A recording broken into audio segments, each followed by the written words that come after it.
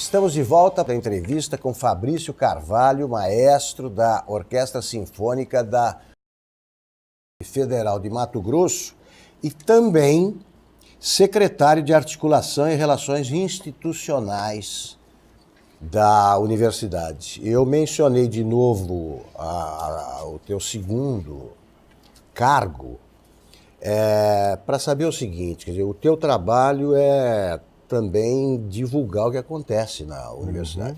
Eu sempre achei particularmente que as universidades públicas, sobretudo, são muito fechadas, como eu disse no começo do programa. É difícil saber o que se faz ali em matéria de pesquisas, estudos mais avançados. E é obrigação da universidade liderar, né, esse processo aí de modernização e de mudanças. Eu pergunto duas coisas. Se a Universidade Federal de Mato Grosso faz isso, consegue andar na vanguarda, e se isso é devidamente conhecido pelos matogrossenses ou pelos brasileiros, né, que é o ideal. Augusto, ela tem se esforçado muito, e eu reafirmo que essa é uma autocrítica, a gente precisa melhorar, mas ela tem feito um esforço enorme nos últimos anos e inovando, né? Nós temos participado, por exemplo, de queria que você desse exemplos, discussões que estão acontecendo no estado, como, por exemplo, a implantação das ferrovias. Por que Mato Grosso não tem ferrovia? Como é que está o processo? Isso é objeto de estudo? Isso é objeto de estudo.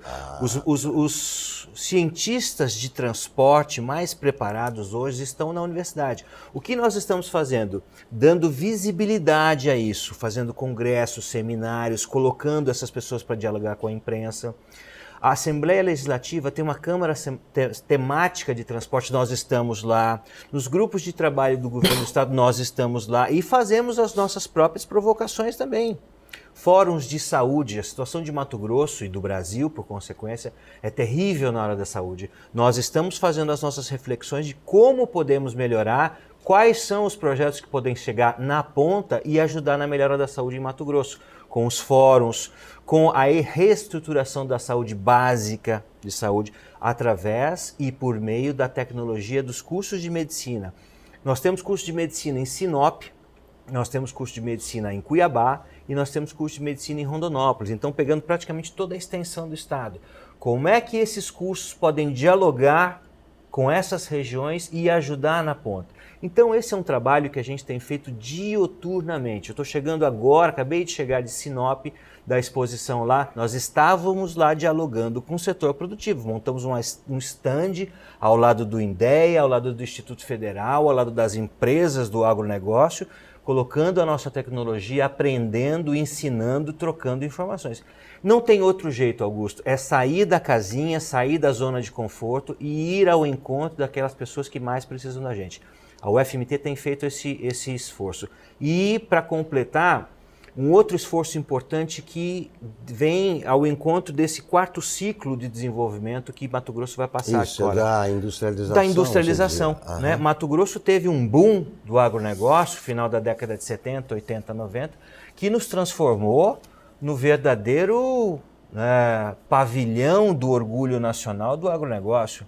A pergunta que fica agora é o seguinte, é esse o modelo que a gente vai permanecer por mais quantos anos? Nada contra o agronegócio, muito pelo contrário, garantimos o saldo da balança comercial, fomos o equilíbrio do PIB brasileiro, vem agora o Plano Safra 2018, ótimo.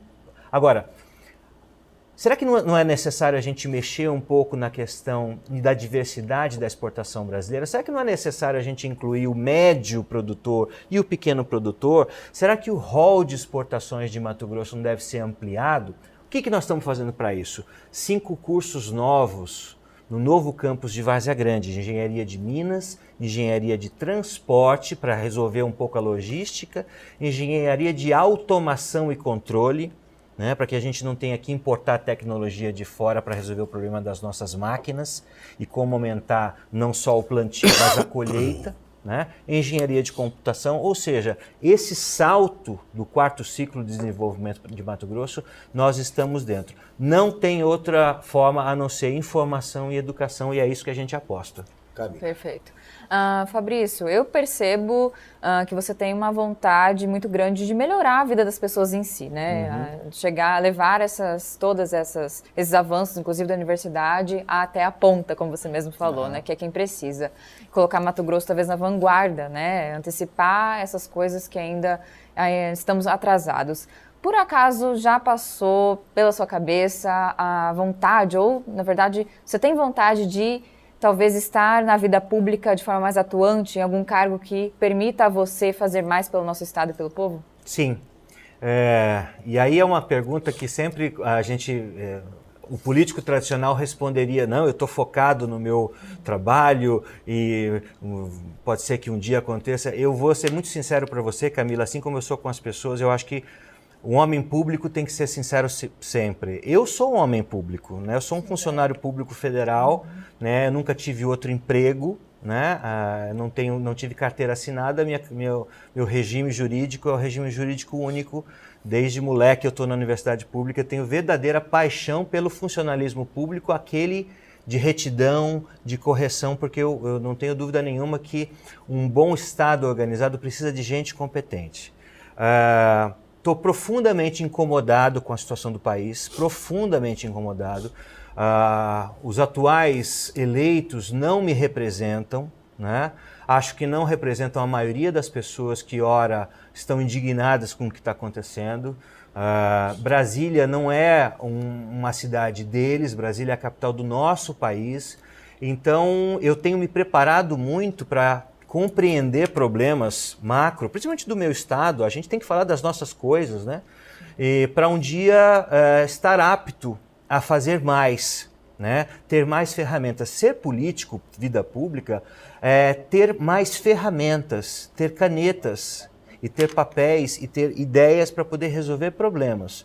Não é pelas luzes, pela fama. Isso eu já tenho como maestro.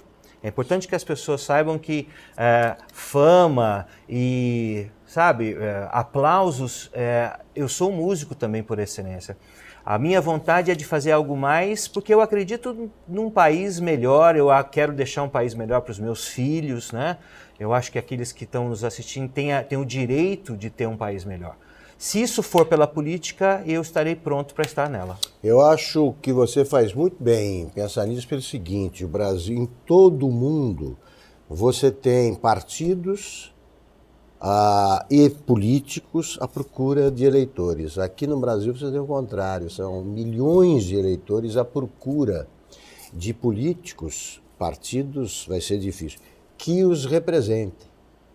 Então eu acho ótimo, porque se a renovação do Congresso, por exemplo, a cada eleição é de pelo menos 60%. O povo tenta mudar. É verdade. Precisa de pessoas. E essa crise de representatividade ela tem muito a ver com os grandes casos de corrupção que a gente tem visto, né? Aqui no estado a gente viu recentemente o ex-governador Silva Barbosa confessar que ele montou o secretariado dele para desviar dinheiro, porque tinha dívidas que ficaram de campanha, né? Nesse cenário, eu queria saber como que você pensa. Contou só uma parte. Hein? Ele contou só uma parte, ainda tem mais coisa. Tem. E como pensar financiamento de campanha para não acontecer esse tipo de coisa e como fazer política nesse cenário de terra arrasada praticamente que a gente tem? Eu particularmente acredito numa reforma política muito ampla e muito decisiva. Eu não acredito que possam existir 40 partidos e mais 43 na fila, como há no TSE hoje, querendo a sua jurisdição partidária. Eu particularmente não acredito. Eu gosto do modelo americano, né? Você tem partidos, mas você tem duas linhas de raciocínio, democrata e republicano, né? Ideias mais à direita, ideias mais... a direita, essa coisa de direita e esquerda também não é muito bom, mas até para explicar rapidamente, né? Eu não acredito muito. Agora, é uma pena que a gente tenha que sempre se basear na questão do partido para ver quem é o homem. Eu sou muito mais o homem, a história, o trabalho prestado, tudo que ele poderá fazer do que propriamente uma sigla que eu tenha que me representar. Agora, o nosso sistema é o político partidário, né? A gente tem que entrar e por dentro fazer as reformas necessárias.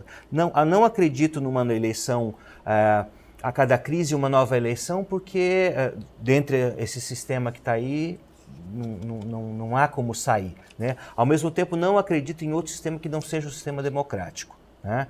Eu acho que é necessário estar lá dentro, né, e trabalhar com muita seriedade, mostrar que é possível fazer trabalho diferente. Não é todo mundo que é bandido, né? Os grandes senadores da República, como Pedro Simon, como Jarbas Vasconcelos, né? Gente que inclusive desistiu da carreira pública porque não viu que era humanamente impossível lidar com aqueles caras. Eu acho que vem uma nova geração aí, vem um novo gás de gente jovem que também está muito chateada com o que está acontecendo, que só esse tipo de revolução, a revolução da educação, a revolução do conhecimento, a revolução da boa vontade, a revolução do bem-querer, né? E para a gente poder mudar o que está. É angustiante a terra arrasada, mas é da terra arrasada que a gente vai fazer plantar coisas novas. E soluções existem, né, Fabrício? Porque nós vimos agora as eleições na Inglaterra, coisa mais simples do mundo. Com o voto distrital, você tem candidatos que não precisam gastar dinheiro para gastar milhões, fazer a campanha no distrito. distrito. Tá, e você pode, eu não acho que o parlamentarismo venha tão cedo ao Brasil, pena que não venha, não chegue tão cedo ao Brasil. Mas é uma coisa muito simples, que se você tem uma crise de governo, você não paralisa o país, como agora no sistema presidencialista. Essas mudanças modernizadoras serão feitas por gente aí como você. Eu acredito no voto distrital, Augusto, para completar, pela questão do financiamento, e porque você vota no cidadão que você conhece do seu bairro, da sua região. Claro, e vigia. Outra coisa, a lista fechada. Para que a lista fechada? Você não vai tem votar. cabimento. Quem que vai na cabeça da lista fechada? O dono do partido. Aqui no PMDB a gente sabe quem vai, aqui no PSDB a gente sabe quem vai, aqui no PTB a gente sabe quem vai. Então você vai votar nesse cara para eleger, quer dizer, é por isso que os caras estão querendo a lista fechada. Então tem que entrar por dentro e mexer e começar tudo de novo. E você disse um negócio perfeito, que quando a terra está arrasada, aí você constrói tudo do zero. De novo, do zero. Fabrício, voltando um pouco, né, para o lado maestro, né? Você já tocou com vários artistas nacionais. Qual foi o espetáculo que mais te marcou? Camila, foram vários. Eu tive a chance de tocar com gente tão bacana, Gilberto Gil, 30 mil pessoas em Chapada, Gal Costa. Gal tem um episódio engraçado, tem mais de, acho uns 15 anos. Ela subiu assim, eu já estava pronto com a orquestra, ela olhou para mim e falou assim, nossa, mas o maestro tão novinho. Eu acho que ela não acreditou. Aí o Cristóvão Bastos, que estava no piano, falou assim, Gal, fica tranquila que eu já passei com ele sabe o que ele está fazendo. Com que idade você se tornou maestro? Eu assumi com 22 anos. 22. Estou fazendo 20 anos. E uma irresponsabilidade terrível da parte da universidade. Mas foi me dada a chance e eu não decepcionei. Fabrício, qual é o instrumento que você mais aprecia? Você é pianista, Sou pianista, né? de formação. É piano? Piano. Que é o que você mais gosta? Augusto, o meu instrumento, bem sinceramente contigo, é a orquestra. É o todo, né? É o todo. É o todo. É trabalhar assim, com as pessoas, né? é conversar com as pessoas. É lógico, eu sou pianista, eu toco violão, sou guitarrista na Quartal, fui flautista da orquestra há muitos anos, tenho muita facilidade de tocar instrumentos, né? Mas a orquestra, você sentir aquela massa sonora, você fazer um trabalho coletivo. É um instrumento. É um instrumento. Que tem um som assim maravilhoso, que dá formas fantásticas, que dá trilha sonora. E que permite que você coloque um pouco de sensibilidade na vida das pessoas. Então, o meu instrumento é a orquestra. Assim como eu gosto de coisas coletivas, eu sou um homem que prefiro trabalhar no coletivo do que individual. Perfeito.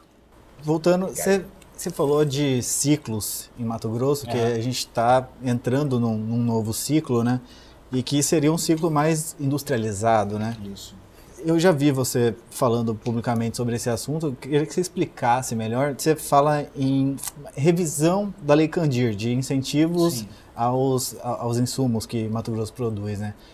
É a hora de revisar para entrar nesse ciclo com pé direito? O que é a Lei Candir para o amigo e amiga que estão nos assistindo?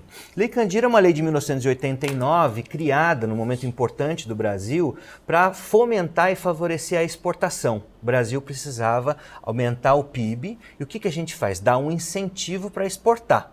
Né? É igual a mãe que dá um presente para o filho para ele melhorar nas notas da escola. Então o governo retirou o Imposto sobre Circulação de Mercadorias e Serviços, o ICMS, da soja, da commodity, do algodão, do milho exportado.